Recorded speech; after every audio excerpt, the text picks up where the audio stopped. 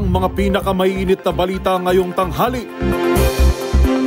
Ilang opisyal, ginamit lang umano ang pangalan ni Pangulong Bongbong Marcos para paikutin si dating Congressman Zaldico ayon kay Senator Ping Lacson.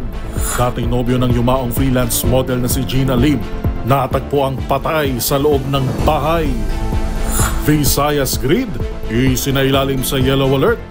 Sa MBC TV correspondents, 5 sugatan sa salpukan ng tricycle at motorsiklo sa San Manuel, Pangasinan.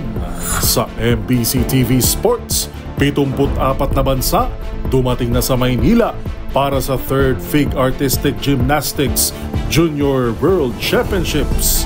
At sa Showbiz Pattern, Pinoy fans nakising along sa classic hits ng Michael Learns to Rock sa MOA Arena Concert.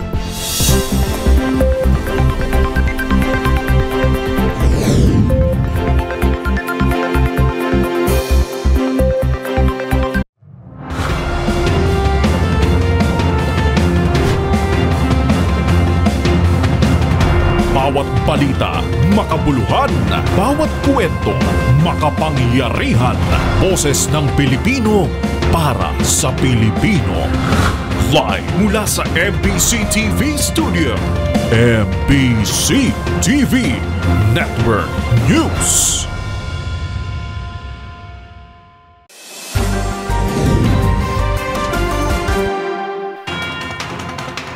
Pilipinas, una sa ating mga balita.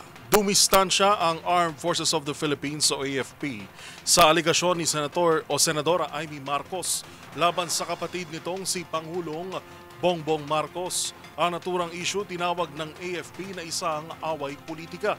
Ang pahayag ng sandatahang lakas sa live report ni Edniel Parosa. Edniel.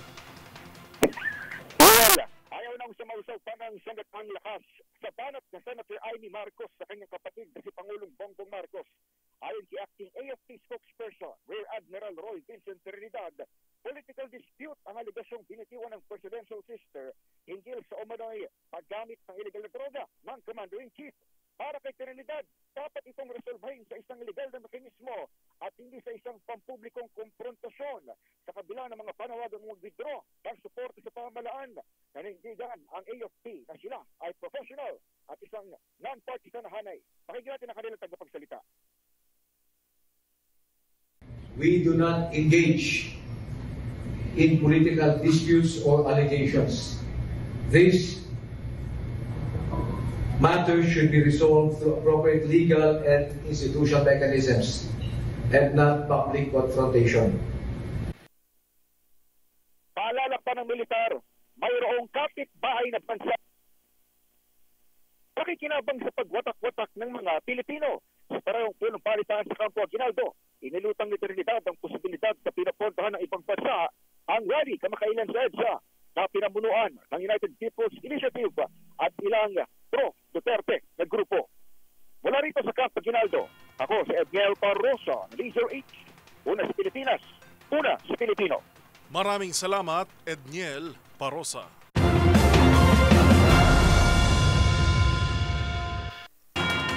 Inumpirma mismo ni Senate President Pro Tempore at Blue Ribbon Committee Chair Senator Ping Lacson na totoo ang nakalistang 100 bilyong pisong insertion sa 2025 General Appropriations Act na ibinahagi ni dating Congressman Zaldico. Subalit nilinaw niya na walang alam si Pangulong Bongbong Marcos sa mga pagsisingit na ito at walang ebidensya na siya ang sangkot sa mga kickback scheme.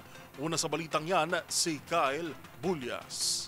Kinumpirma ni Senate President Pro Tempore at Chairman ng Blue Ribbon Committee na si Senator Ping Lacson na totoo ang naging insertion sa 2025 General Appropriations Act na nagkakahalaga ng 100 billion pesos. Pinatutungkalan ni Lacson ang inilabas na listahan ni dating Congressman Zaldico sa kanyang expose sa social media. Pero paglilinaw ni Lacson, walang kamalay-malay si Pangulong Bongbong Marcos na nagagamit na pala ang kanyang pangalan sa mga pagsisingit ng budget.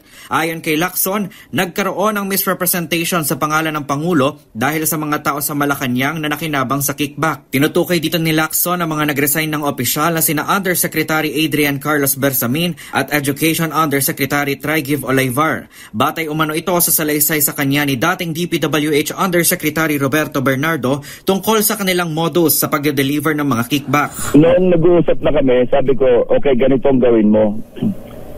Igawan mo yan in your own handwriting, pirmahan mo. At gagawa ko ng paraan, maiparating yan kay President Marcos in fairness to him. Kasi, alam mo, walang kamalay-malay yung Pangulo. Tapos gagamit ang pangalan niya. Tapos parang maraming naniwala kay Saldico na nag-deliver sa 25 billion. Sabi ko, to set things right, At alam mo naman na hindi, sabi niya, imposible magdala si Saldico ng 25 billion. Saan siya kukuha? Dito sa 100 billion. Ako nga nangasiwa. Bagamat totoo ang listahang inilabas ni Zaldico, wala umanong katotohanan na siya ang nag-deliver ng 25 billion pesos kina Pangulong Marcos. Kwento umano ni Bernardo, mula sa 100 billion pesos na insertion, 81 billion pesos ang napunta sa DPWH kung saan ang 51 billion pesos dito ay si Bernardo mismo ang nangasiwa. Bukod dito, hindi rin umano makatotohanan ang mga maletang ipinakita ni Ko dahil ayon kay Bernardo, hindi kakasya rito ang mga nabanggit na halaga ng pera. Sinabi naman ni Lacson na questionable ang pagdawit kay Marcos dahil kung siya mismo umano ang nag-utos na mag-insert ng budget, bakit daw umano ito i-veto? Sa inisyal na pagsisiyasat ni Lacson, lumabas na may mga item sa listahan ni Ko ang kasamang vinito ni Pangulong Marcos. Para sa MBC TV Network News, ito si Kyle Bulias ang DZRH. Una sa Pilipinas, una sa Pilipino.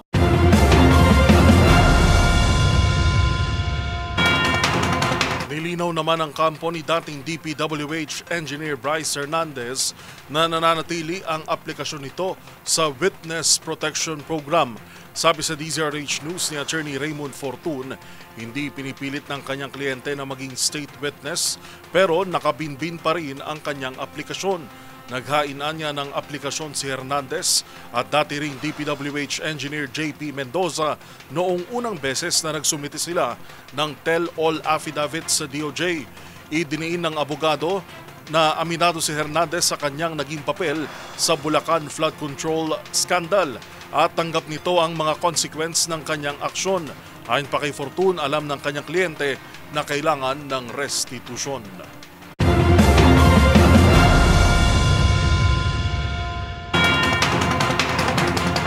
Sa iba pang balita, isinagawa ng Senado ang isang necrological service bilang pagbibigay pugay sa mahabang serbisyo publiko ni dating Senator Juan Ponce Enrile. Ang pag-aalala ng mga kasalukuyan at dating senador kay Manong Johnny, tinutukan nila kay Raymond Dadpaas. Laki Raymond. Isang madamdaming necrological service ang inialay ng mga dati at kasalukuyang senador kay dating Senador Juan Ponce Enrile o mas kilala sa tawag na JPE o Manong Johnny sa mga senador at mga empleyado ng Senado. Kinilala ni dating Senator Richard Gordon ang kasaysayan ng buhay ni Enrile simula sa kanyang dinanas na hirap simula ng ipinanganak sa Cagayan, ngunit sa kanyang tiyaga at talino ay nakapagtapos ng pag-aaral at naging isang mahusay na abogado at kalaunan tumagal ng ilang dekada sa serbisyo publiko. Para kay Gordon, si Enrile ay mukhang leon, ngunit pusong mamon dahil sa kanyang pagtulong sa mga nangangailangan. Sa panig nating Pangulong GMA, kung meron mang mahalaga kay Enrile ang salitang loyalty na kanyang ipinakita sa kanyang ama na si dating Pangulong Diosdado Macapagal, siya ang may pinakamahabang record sa public service na kung minsan ay nakatatakot ngunit mataas ang respeto ng mga kalyado at ganoon din ng mga hindi kakampi. He became the most enduring public servant of our era, sometimes intimidating, but always respected by friend and foe alike for his unsurpassed brilliance. Nagpasalamat naman si Senate Majority Leader Juan Miguel Zubiri kay Enrile dahil siya ang kumuha sa kanya bilang Majority Leader kahit bagito pa siya noon sa Senado. Ngayon ay nakailang beses na siyang Majority Leader. Si Enrile ay hindi madamot sa oras para turuan ang mga bagitong senador kaya't napakataas ang respeto sa kanya. As a matter of fact, he probably was the oldest secretary ever to hold office. I think the Guinness Book of World Records should give him that distinction. Hindi naman makalimutan ni Senator J.B. Ejercito ang paggabay sa kanya ni JPE nang siya ay bagong salta sa Senado. Mabuti na lamang at sila ang nagkatabi sa upuan kaya't marami siyang natutunan sa kanya. Ibinahagi naman ni Senate President Pro Tempore Panfilo Ping Lacson na nagkasabay silang komandidato noong 2001 at siya ay natalo. Inihabilin sa kanya ang kanyang mga legislative staff na pagkatapos ng 25 taon ay kasama pa rin niya sila sa trabaho. Unfortunately, the mentor lost. And ironically, the mentor won. After the election, you asked me na sabi mo sa akin, Ping, kunin mo yung aking mga legislative staff. Magagaling yun. Of course I did. So in my first term as a senator, my office was not built from scratch. It was built on trust. 25 years later, they are still with me. Para naman kay Senate President Tito Soto, naintindihan ni Enrile ang kabuuan ng buhay sa politika dahil sa tagal ng kanyang serbisyo sa gobyerno mula kay dating Pangulong Ferdinand Edralin Marcos noong 1968 hanggang kay Pangulong Bongbong Marcos ngayong 2025. Sa huli, sabi ni Soto, alam niyang happy na si Enrile kung nasan man siya ngayon pagkatapos ng 103 taon na pananatili sa mundo. Kabilang sa mga nagbigay ng eulogy sina Senador Robin Padilla, Senador Erwin Tulfo na nakasama sa kabinete ni Pangulong Marcos at Senador Jinggoy Estrada. Matapos iabot sa pamilya Ponce Enrile ang Senate Resolution No. 30 na nagpaparating ng paikiramay ng Senado sa kanilang pamilya, ay nagpasalamat si Pina Ponce Enrile sa lahat ng nagbigay pugay sa kanilang ama.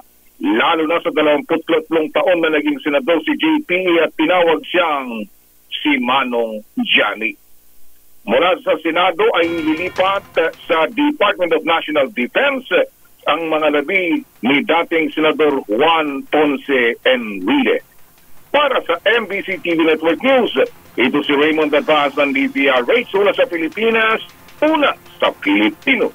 Mula sa Senado, maraming salamat, Lakay Raymond Paas.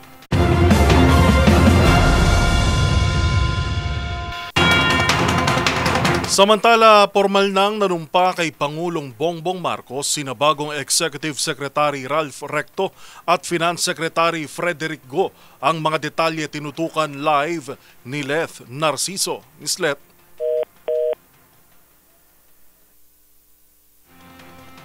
Go ahead, Ms. Leth. Babalikan natin si Leth Narciso sa Malacanang.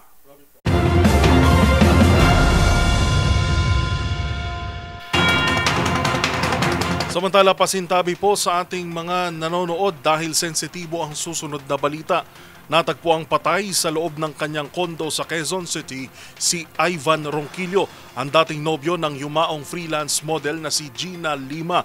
Naitakbo pa umano si Ronquillo sa ospital pero para subukang i-revive ng mga doktor pero idineklara ring patay. Ang mga pangyayari sa report ni Rovic Manuel.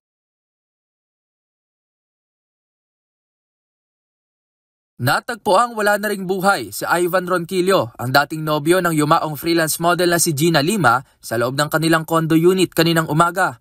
Sa panayam ng DZRH HQ Lieutenant Colonel Jose Luis Aguirre, Station Commander ng Laloma Police Station, natagpuan si Ronquillo sa parehong bahay kung saan nasawi si Lima. Naitakbo pa umano ito sa ospital para subukang i-revive ng mga doktor pero idineklara na ring patay. Kanina lang po sir, may report po na may nag-report po sa amin na ito po yung boyfriend niya nagpakamatay daw po siya. Sa paunang investigasyon, nilinaw ng mga otoridad na walang kinalaman si Ronquillo sa pagkamatay ni Lima at walang nakitang strangulation o pasa ng pambubugbog sa katawan ng biktima. Actually po, nung dinala niya po si Gina Lima, kasama rin po siya sa investigasyon kasi yung po SOP po namin.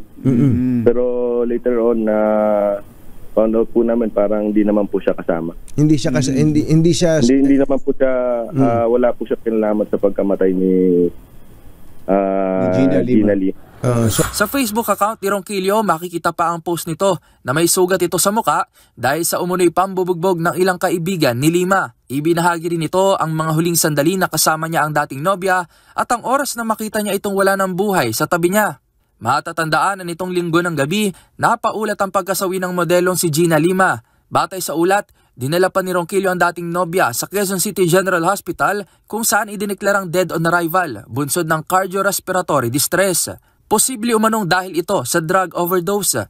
Batay ito sa mga narecover na illegal na droga ng mga tauhan ng Scene of the Crime Operatives o SOCO ng Quezon City Police District Forensic Unit sa crime scene. Kabilang narito ang iba't ibang capsule, tableta at drug paraphernalia. Lumalabas din sa inisyal na investigasyon na galing sa isang parties na Lima at Ronquillo bago umuwi sa bahay kung saan nasawi si Lima. Nabatid na dating magkarelasyon ng dalawa na bagamat hiwalay na ay nagkikita pa rin. Sa ngayon, isinailalim na sa autopsy ang bangkay ni Lima upang matukoy ang tunay na sanhi ng pagkamatay nito. Para sa MBC TV Network News, ito si Rovic Manuel ng Deezer HTV, una sa Pilipinas, una sa Pilipino.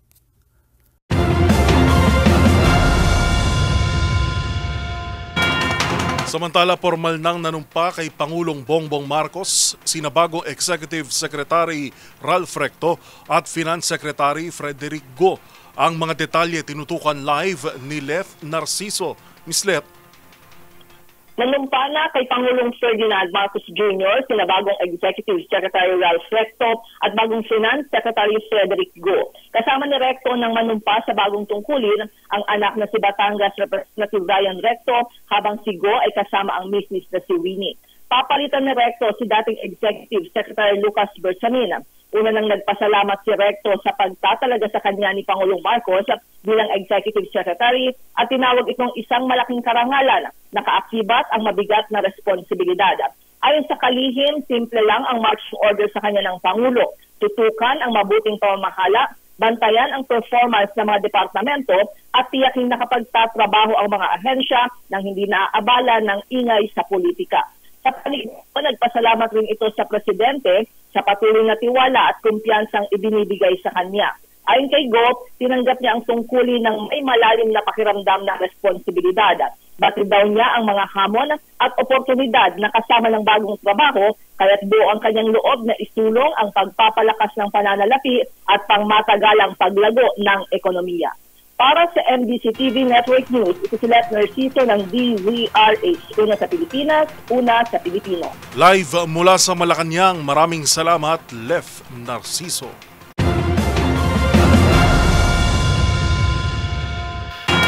Sa iba pang mga balita, isa sa ilalim naman sa yellow alert ang Visayas Grid mamayang hapon dahil sa manipis na resupply ng kuryente. Ayon sa National Grid Corporation of the Philippines o NGCP, magsisimula ang yellow alert mula alas 3 ng hapon hanggang alas 8 ng gabi. Kabilang umano sa nakaapekto ang hindi paggana ng dalawang power plant at emergency shutdown ng LGPP3. Aabot sa 2,694 megawatts ang available capacity habang 2,351 ang peak demand o malapit nang maabot. Samantala, normal naman ang kondisyon ng Luzon at Mindanao Grid.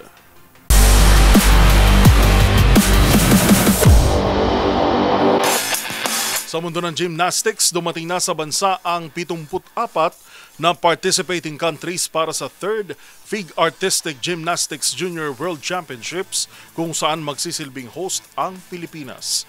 Inaasahang aabot sa 750 atleta ang sasali sa 2025 edition ng kompetisyon. Ang mga detalye sa report ni Matchpoint, Millie Borja. Tinanggap ng Gymnastics Association of the Philippines o GAP ang mga gymnast mula sa 74 countries na makikilahok sa 3rd FIG Artistic Gymnastics Junior World Championship na gaganapin dito sa Maynila. Magbubukas ang World Championship sa Manila Marriott Hotel Grand Ballroom sa Newport World Resort sa Huwebes, November 20. Ayon kay GAP President Cynthia Carrion, nagsimula nang dumating sa bansa ang mga participant noong weekend at halos 750 athletes ang sasali sa 2025 edition ng kompetisyon. Aniya, patunay ito ng lumalaking interes sa Olympic sport na gymnastics, kaya maraming FIG member countries ang nagpapadala ng kanilang mga promising young gymnast bilang mahalagang hakbang sa kanilang development. Bibida sa Pilipinas ang batang gymnast na sina Carl Eldro Yulo, nakababatang kapatid ng two-time Olympic gold medalist na si Carlos Yulo at si Elizabeth Antone. Magugunitang nagkampiyon si Yulo ng silver sa men's vault at si Antone ng bronze sa women's all-around sa Asian Artistic Gymnastics Junior Championship sa Jecheon, South Korea noong Hunyo. Iginiit ni Carrion na bagamat nagpapakita na ng lakas sa world stage sina Carlos Yulo, Alea Finnegan at Emma Malabuyo, kailangan ipagpatuloy ang pag-angat ng Philippine Gymnastics Program. Umaas ang GAP na ang paglahok ng mga kabataang gymnast sa prestihiyosong kompetisyon ay magbibigay sa kanila ng higit pa na inspirasyon at lakas ng loob pagpasok ng senior ranks. Para sa MBC TV Network News, ito si Mili Borja ng DZRH TV, una sa Pilipinas, una sa Pilipino.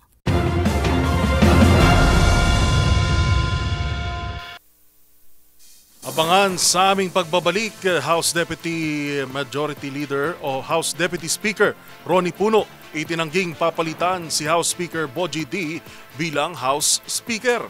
Sa MBC TV Global, Japanese Prime Minister Sanae Takaichi pinag-iingat ang mga Hapon na nasa China dahil sa namuong hidwaan ng dalawang bansa. At sa Showbiz Spotted, Pinoy fans nakising along sa classic hits ng Michael Learns to Rock sa kanilang concert sa MOA Arena. Yan at marami pang iba sa pagbabalik ng MBC TV Network News.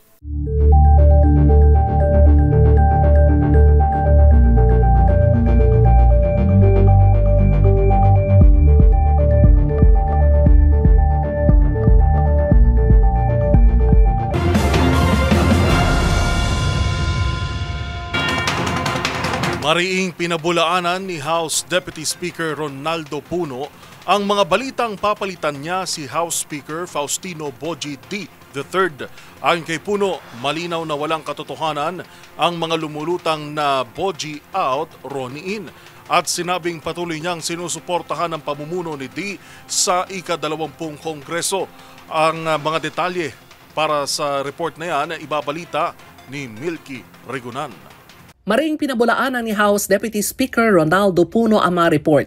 Napapalitan niya umano bilang House Speaker si Isabela Representative Faustino D. III. Ayon kay Puno, walang katotohanan na mga lumulutang na Boji out, Ronnie in. Nilinaw ni Puno bilang isa sa mga leader ng Kamara, sinusuportahan niya si D at ang liderato nito ngayon 20th Congress. 3 buwan pa lamang nang maluklok si D bilang House Speaker matapos mag-resign si later Representative Martin Romualdez dahil sa kontrobersya ng flood control scam, kasamang ilang nadadawit na mga kongresista. Marami ang nagsasabi na kulang umano si D ng suporta ng kanyang mga kapwa mambabatas at temporary lamang umano ito sa kanyang posisyon. Ayon pa sa ilang mga kinatawan, ngayon na nangaharap sa krisis ang administrasyon, kailangan ng malakas na speaker na may suporta ng mayorya sa Kamara para mapigilan sakaling isulong ang posible umanong impeachment laban kay Pangulong Marcos. Si D ay kapartido ni Pangulong Marcos sa Partido Federal ng Pilipinas, habang si Puno naman ang chairman ng National Unity Party. Para sa MBC TV Network News, ako si Milky Regunan, una sa Pilipinas, una sa Pilipino.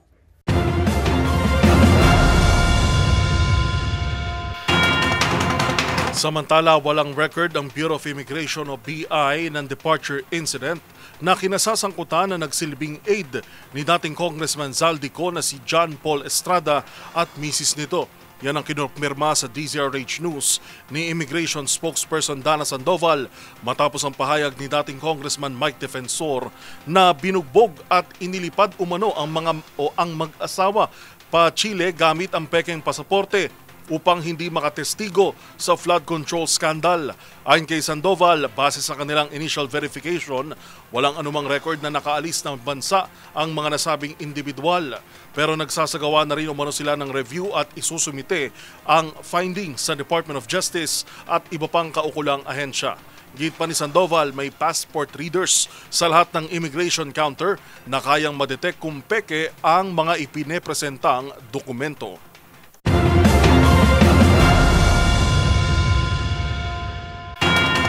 Kasado na ang isasagawang bidding ng Bureau of Customs o BOC para sa 7 kinumpiskang luxury vehicles na mag-asawang Diskaya bukas na ng umaga.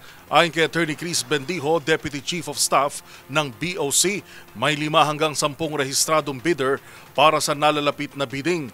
Wala pa anyang impormasyon kung alin sa mga sasakyan ang papapasukan ng bawat bidder.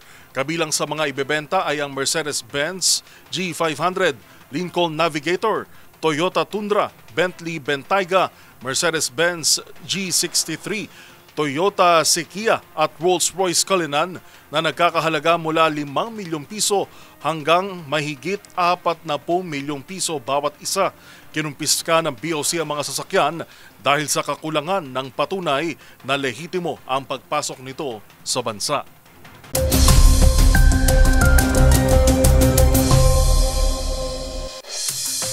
Sa ating ulat panahon, ihanda pa rin ang mga payong at kapote dahil asahan pa rin ang mga pagulan dulot ng 4 na umiiral na weather conditions o weather system sa ating bansa. Una na riyan ang Intertropical Convergence Zone o ITCZ na siya magpapaulan sa southern portion ng Mindanao, partikular na sa mga probinsya ng Basilan, Tawi-Tawi at Sulu. Samantala, ang shear line naman o salubungan ng dalawang magkaibang hangin, ang northeasterly at easterly winds, ang siyang magdadala ng mga pagulan sa silangang bahagi ng northern Luzon, kabilang na ang Cagayan, Isabela, Apayao, Kalinga at Mountain Province. Habang ang easterlies naman at northeast monsoon ang mararanasan sa nalalabibang bahagi ng Luzon at Visayas, kung kaya't asahan ng malamig na temperatura, dulot ng amihan at mailan-ilang localized thunderstorms. Sa ibang banda, nakataas naman ang gale warning sa ilang mga baybayin sa hilagang bahagi ng Luzon, partikular sa Batanes, northern at eastern coast ng Cagayan, kabilang na ang Babuyan Islands. Gayon din sa Ilocos Norte, Ilocos Sur, La Union at western coast ng Pangasinan, kung saan inaasahang may pagtaas ng mga alon na aabot sa 2.8 hanggang 4.5 meters.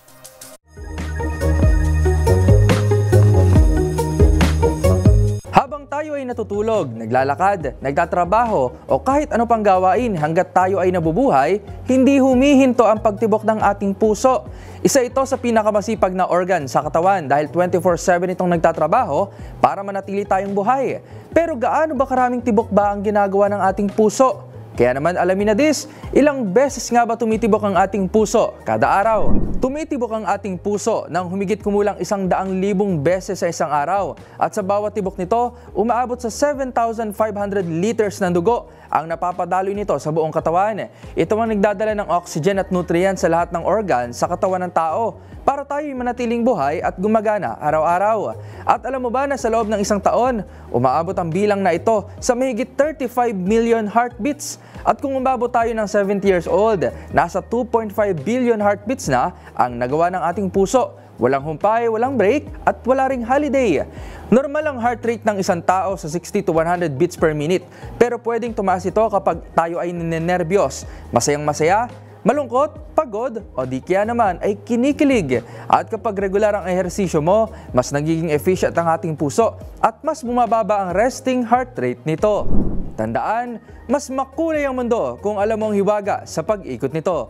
Ako po si Rovic Manuel, nagpapaalalang sa kaalaman ay walang labis, magsaliksik para siguradong alam na this.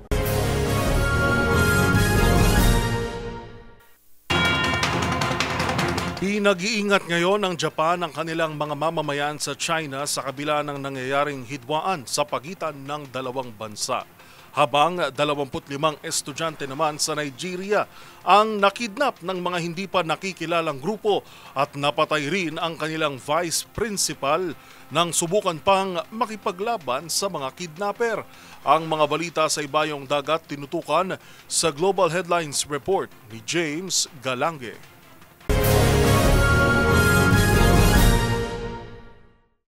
Balita mula sa Japan, Binalaan ni Japanese Prime Minister Sanei Takaichi ang mga Japanese na nasa China na mag-ingat matapos ang namuong hidwaan sa pagitan ng dalawang bansa. Ayon sa gobyerno ng Japan, manatiling alerto sa kanilang kapaligiran at iwasan muna ang mga matataong lugar. Yan ay matapos ang mga naging komento ni Takaichi sa Taiwan na sinabing sa kabila ng pagbabago ng kanilang liderato ay nananatili pa rin ang posisyon ng Japan na tutulungan nito ang Taiwan sa oras na umatake ang China. Bagay na hindi naman nagustuhan ng China. Ayon kay Chinese Foreign Ministry spokesperson Mao Ning, dahil dito ay ganun na lamang sinira ni Takaichi ang pundasyon ng relasyon ng China at Japan kaya't hinihiling nito na bawiin ang kanyang mga naging pahayag. Samantala, pansamantala naman munang ipinagpaliban ng Japan ang pagpapalabas ng dalawa sa kanilang mga pelikula wala rin sa epekto ng naturang hidwaan. Sa iba pang balita, dadakip naman ng isang hindi pa nakikilalang grupo ng mga armadong lalaki ang 25 estudyante ng mga babae sa isang dormitoryo sa Nigeria. Ayon sa mga otoridad, maaaring isang gang umano o mga bandido ang nasa likod ng naturang kidnapping. Yan ay dahil talamak sa nasabing bansa ang mga kaso ng kidnap for ransom. Nagawa namang makatakas ang dalawa sa mga biktima na nasa maayos na rin na kondisyon, ngunit kasalukuyang hawak pa rin ng mga sospek ang 23 pang iba. Base naman sa ulat ng mga local state media, napatay naman ang vice principal matapos maipagbuno pa sa mga sospek at ipagtanggol ang mga estudyante. Samantala, nagdagdag na ng karagdagang puwersa sa mga otoridad para palibutan ang naturang dormitoryo para makover ang maaaring escape route ng mga kidnappers bago nila ito tuluyang salakayin. At iyan ang mga nakalap nating balita mula sa iba't ibang panig ng mundo. Para sa MBC TV Network News, ito si James Galangin ng DZRH TV, una sa Pilipinas, una sa Pilipino.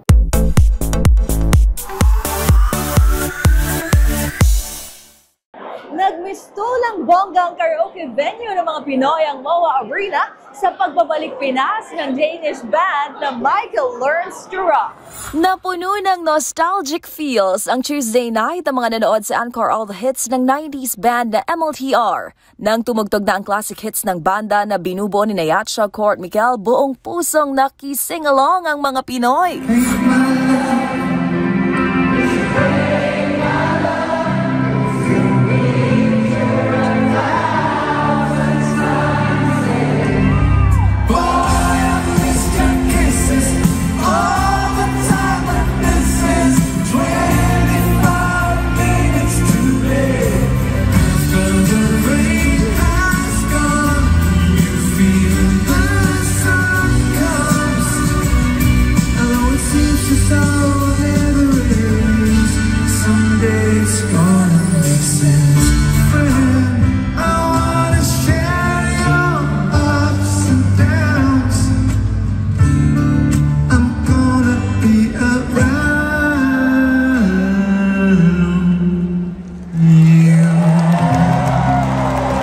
Matatandaan, November din noong nakaraang taon ang huling magtanghal sa MOA Arena ang Michael Learns to Rock bilang bahagi naman ng kanilang Take Us to Your Heart Tour. Manila, Manila, Manila.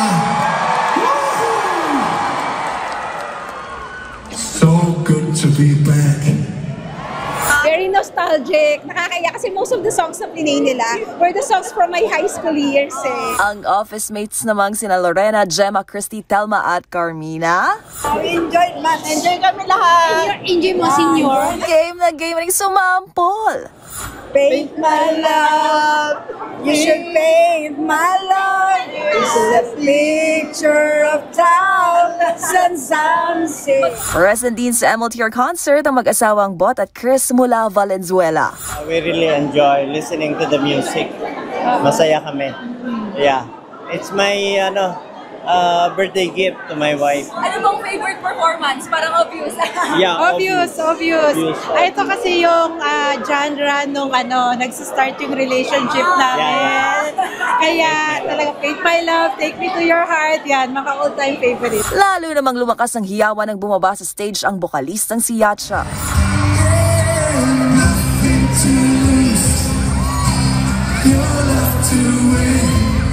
Bago ang MOA Arena concert, unang nagtanghal sa Davao City, Cebu at Bacolod ang trio. At bukas, November 20, mga harana naman sila sa Cagayan de Oro City.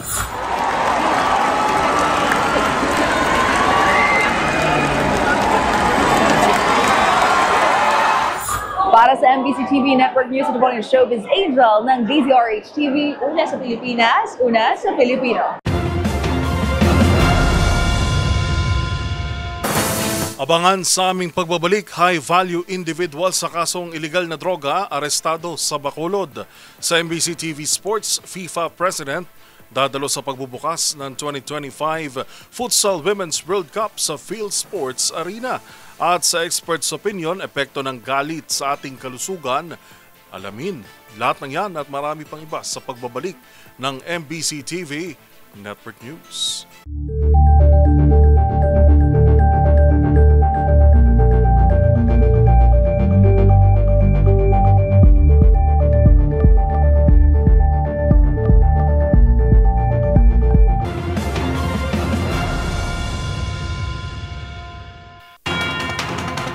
Sa pagpapatuloy ng ating balitaan, sugatan ng 5 katao sa nangyaring salpukan ng tricycle at motorsiklo sa San Miguel, Pangasinan. Yan at ang iba pang rumarapidong balita mula sa probinsya, hatid ng iba't ibang istasyon sa ilalim ng MBC Media Group.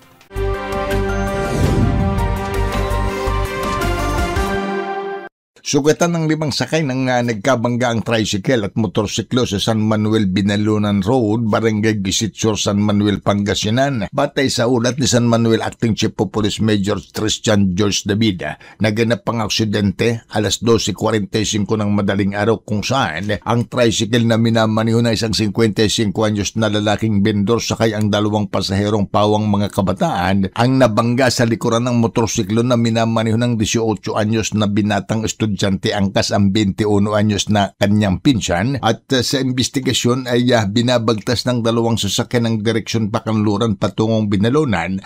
Nang pagsapit sa lugar ng aksidente, biglang lumiko pakaliwa ang tricycle dahilan upang mabangga ito ng motorsiklo sa likuran. Kapwa dinala sa San Manuel Rural Health Unit ang 5 sugatan at dahil sa malubha ang lagay ng angkas sa motorsiklo, inilipat agad ito sa paggamutan sa Ordaneta City na patuloy pang nilalapatan ng lunas ng mga doktor. Para sa MBC TV Network News, ito si Freddy Fajardo, Aris 38, una sa Pilipinas, una sa Pilipino. Arestado ang isang high-value individual at isang street-level individual sa isinagawang drug buy-bust operation ng City Drug Enforcement Unit ng Bacolod City Police Office sa Purok Kabuhi, Barangay 10, lungsod ng Bacolod.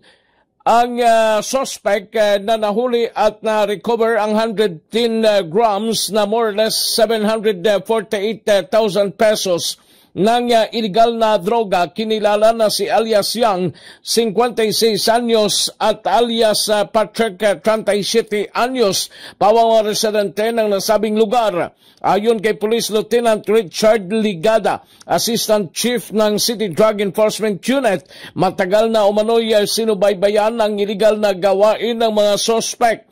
Sa ngayon, ang mga suspect detinado sa Police Station 2 ng Bacolod City Police Office at maharap sa kaukulang kaso.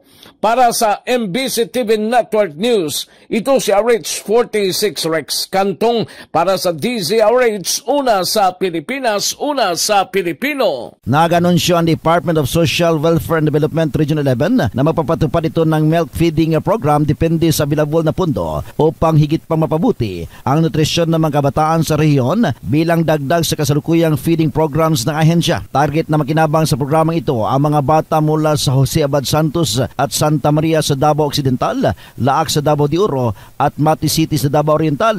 Nito mga nagdaang buwan, iniulat ng DSWD-11 na ang Talaingod, Davao del Norte ang may pinakataas na bilang ng underweight na mga bata sa buong rehiyon. Tinatayang mahigit 700 na bata mula sa nasabing munisipalidad ang itinuturing na kulang sa nutrisyon base sa 120-day supplemental feeding program ng DSWD. Ayon kay Christine Tabor, nutritionist dietitian ng DSWD-11, kabilang din sa may kaparihong suliranin ang Jose Abad Santos na sinundan ng Santa Maria, Mati City, Laak at Buhangin na may kabuuhang 512 na batang may problema sa nutrisyon. Sa kabila nito, iniulat ng DSWD na may positibong pagbabago sa mga bata sa pamamagitan ng patuloy na supplementary feeding program. Sa 13,330 na bata na sumailalim sa assessment, 369 ang nakitaan ng pabuti sa kanilang nutritional status. Hinikayat ng ahensya ang mga lokal na pamahalaan na mas palakasin ang suporta sa mga programang pangnutrisyon o pamatiyak na tuloy-tuloy ang pag-angat ng kalusugan ng mga kabataan sa Rehiyon 11. Para sa MBC TV Network News, ito si June Suter, una sa Pilipinas, una sa Pilipino.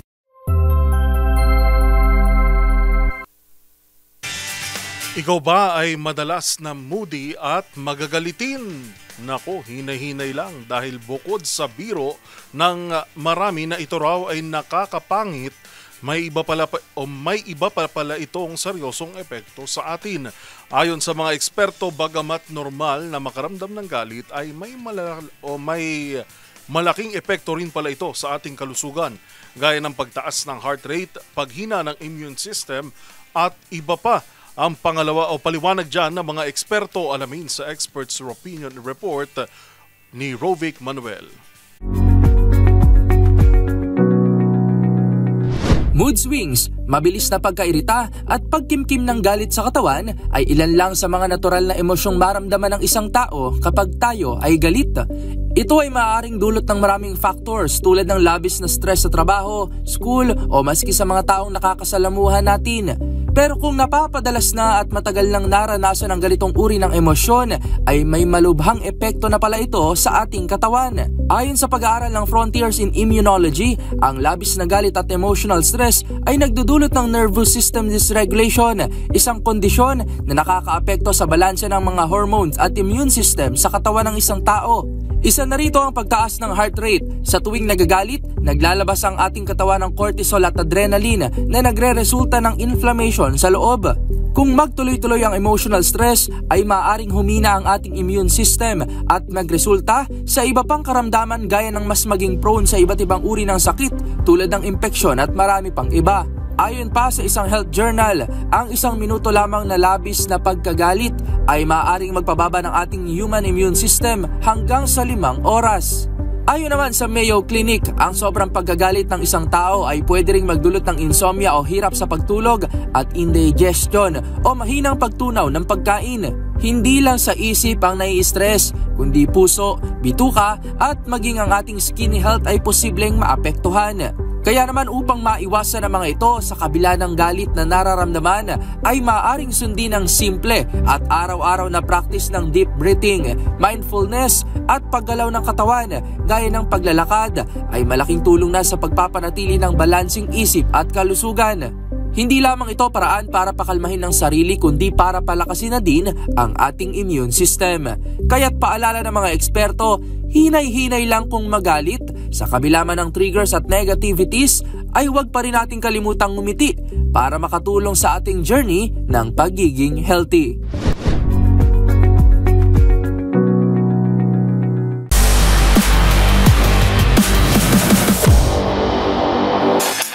Sa mundo ng futsal, kumpirmado na ang pagdalo ni FIFA President Gianni Infantino sa pagbubukas ng 2025 Futsal Women's World Cup na gaganapin sa bansa. Kasunod nito, umaasa rin ang Philippine Football Federation na magkakaroon ng oras si Pangulong Bongbong Marcos para saksihan. Magbabalita si Matchpoint Millie Borja. Dadalo si FIFA President Gianni Infantino sa pagbubukas ng 2025 Futsal Women's World Cup sa PhilSports Arena ngayong weekend. Inanunsyo ito ni Philippine Football Federation President John Gutierrez sa Philippine Sports Writer Association Forum sa Rizal Memorial Sports Complex. Ayon kay Gutierrez, kumpirmado na ang pagdalo ng FIFA President at umaasa rin sila na magkakaroon ng oras si Pangulong Bongbong Marcos para saksihan ng World Class event. 3 araw bago magsimula ang kompetisyon, kumpleto na ang 15 foreign teams na sasabak sa torneo at acclimatize na rin ang marami sa kanila. Kasama sa 16-team field ang Italy, Portugal, Spain at Poland mula Europe, Colombia, Argentina at Brazil mula sa Americas, Canada at Panama mula North America, Morocco at Tanzania mula Africa, New Zealand mula Oceania, at Iran, Thailand, Japan at host Philippines mula Asia. Magbubukas ang torneo sa November 21, araw ng Biyernes, sa laban ng Morocco at Argentina ng 6 p.m. at susundan ito ng opening ceremony sa 8 p.m. Magsisimula naman ang kampanya ng Pilipinas kontra Poland bandang 8:30 p.m. Ang Pilipinas ay nasa Group A kasama ang Poland, Morocco at Argentina. Ang Group B ay binubuo ng Spain, Thailand, Colombia at Canada. Group C ay Portugal, Tanzania, Japan at New Zealand, habang ang Group D ay Brazil, Iran, Italy at Panama. High spirits ang Filipina 5 matapos ang training camp nila sa Spain at dumating sila sa bansa nito lamang November 12. Ayon kay Gutierrez, handa na ang kupunan at naniniwala sila na hindi lang sila basta lalaro, kundi lalaro sila para manalo. Pangungunahan ng World Cup players na sina Jacqueline Sawicki, Katrina Gilu at Isabella Flanigan ang Filipina 5. Ang top 2 teams sa bawat group ay aabante sa knockout stage na nakatakdang ganapin sa December 1. At sa mga latest updates sa mundo ng sports, para sa MBC TV Network News, ito si Mili Borja ng DZRH TV, una sa Pilipinas, una sa Pilipino.